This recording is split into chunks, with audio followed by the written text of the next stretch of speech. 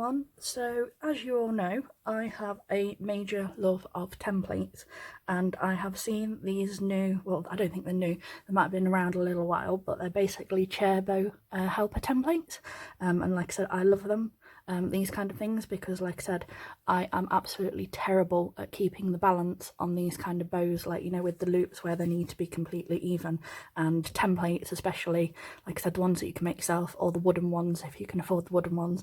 Like I said, these are great for you to play around and learn on. Like I said, if you like the style, I always suggest that you invest in the wooden versions, because the good thing about the cardboard, like I said, they're cheap, they're easy to make, but if you have them in wood, this bit, the key point, is not going to bend, and if the card starts to bend, you've got the potential of your loops going a little bit uneven. So like I said, if you can afford to invest in the wooden versions, I would always do that. And I know that I think it's A&L Designs in America has their own versions of these templates, and like I said, in the wooden sets, like I said, if you can get those, I would recommend them for you entirely, like I said.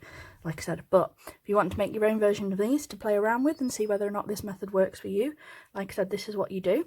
I've started with some paper, and as you can see, I went a bit crazy yesterday and I made myself 6 inches, 5.5, 5, 4.5, 4, 3.5, 3, 2.5 and 2. And like I said, these work with all different sizes. So this one is 3-inch ribbon, and I did that on the 5-inch, but I think it would also look equally pretty on the 5.5. This is 2-inch ribbon, and I did that on the 4-inch template. And again, I like the height of the loops on this one. I tried the 1.5-inch ribbon on the 3-inch, and I think personally the loops are a bit long for me, but like I said, I know other people prefer them, like I said, more stand-up versions, so that they're similar height to the tails and whatnot. So like I said, the more you play around with the templates, the more looks you got. And this is the little 1-inch one, and I did that on the 2-inch template. So like I said, you've got a lot of options, and like I said, because I've made them in the half sizes as well, I can now play around. Like I said, you can get the shorter and the longer loops, and they'll always be even. But the thing when you're making your templates, the main thing is you must make them completely squared. If you make them slightly rectangular in any way, or just drift slightly off, like I said, they're not going to be as good as they could potentially be. So like I said, do take care when you're making them. It took me 3.5 hours to do all of these. So I'll just move these out of the way. And I started with white paper, and this is A5 paper. And what I did, here, is I took my ruler and a pencil. I decided what size template I wanted, so say 5.5. And what you do to get your square is I folded a triangle down and cut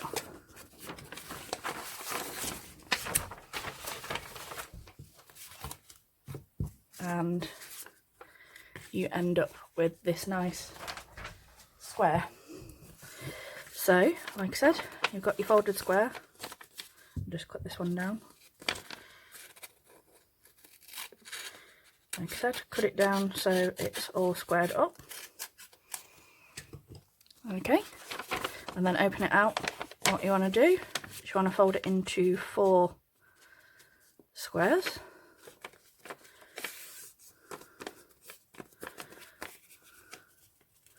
To make sure it's all even, and like I said, you'll know by whether or not you've got any like excess bits this side, whatnot. Trim them down, try and get them as even as possible, because that's where you need to be starting, as tidy and as squared as you can get, basically. Let's cut that side down a little bit. So this is what you end up with, a nice square. What we want to do is we want to draw this pattern onto it.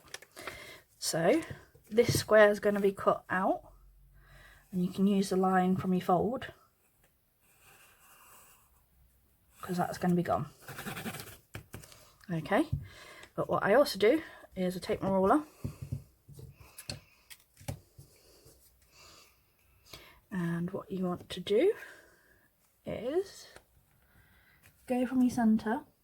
You don't want a centimetre, you want a ½ centimetre. Okay, and you want to do a little line either side of your ½ centimetre, and that's dead on your middle. So if you do a line all the way up from your point to point there,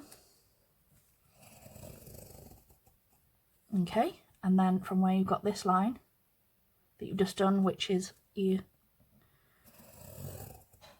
from either side of your, I want to do to that point. Just going to rub the rest of that out. There we go. And what I do on this is I put the size that I've made as well, so I don't forget. Okay, so this is what you should have. You should have your square. Like I said, this is the square bit that's coming out to get our upside down triangle, and this is the bit that we're going to cut out for our stitch placement. And as you can see, this line in the middle is the centre, and we've gone up, like I said, 1/4 of a centimetre either side. And like so, we've done it all the way up so we know that it's in alignment. And like so, the better you are at keeping this completely straight, the better your templates will come out overall. And what you do, cut that square out.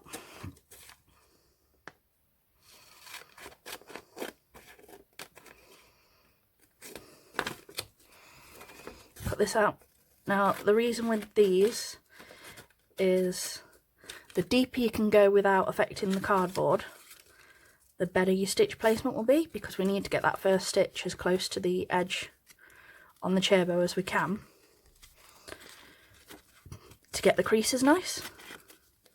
So the deeper you can get it without, like I said, affecting the integrity of the card, the better. And then all I did is, this is a pip box I had from a delivery, so it had my address on the back, and all I did is took this and I sellotaped it entirely to the board. And again, when you do it, be very careful, because again, you don't want to pull these slightly open, you want them to be as squared as you can.